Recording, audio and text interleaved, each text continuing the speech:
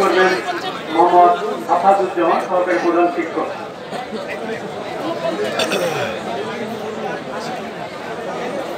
আসসালামু আলাইকুম সম্মানিত উপস্থিতি, আমরা কবি সকলকে কবিতাটি শুনলাম। গত বছর 24 সাল এই মঞ্চেই এই কবি প্রকাশ করেছিল স্বাধীনতার স্বপ্ন। সব্যসাচী একজন লেখক হিসেবে তার লেখনের ধারাবাহিকতা এতটা সুস্পষ্ট, তারই উজ্জ্বল নক্ষত্র হয়ে সাড়া দিল এই জুলাই বিপ্লব। ছাত্র জনতার গণঅভ্যুত্থান যেন সে আগে থেকেই ভেবে রেখেছিল, এমনি ভাবেই তার লেখনীতে লেখাগুলো ফুটিয়ে তুলল। বাংলার ছাত্র জনতা যেন এক হয়ে এই বিপ্লবকে জনসাধারণের সান্নিধ্যে সহজতর বিপ্লব হিসেবে নেবে।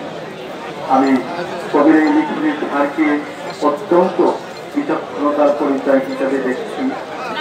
একাধিক কাব্যের প্রণেতা কবিতানা পাশরাফুল ইসলাম পল্লীর এক জীর্ণ কুটিরে বসে শহরের সচিবালয় থেকে একেবারে গরিবালয় পর্যন্ত প্রতিটি কথা এমনই ভাবে তার কাব্যের মাধ্যমে উপস্থাপন করেছেন, যা ভবিষ্যৎ জুলাই গণ অভ্যুত্থানের স্মরণে একটি বিশিষ্ট বাংলা নির্মাণে সহযোগিতা করবে আশা রাখি।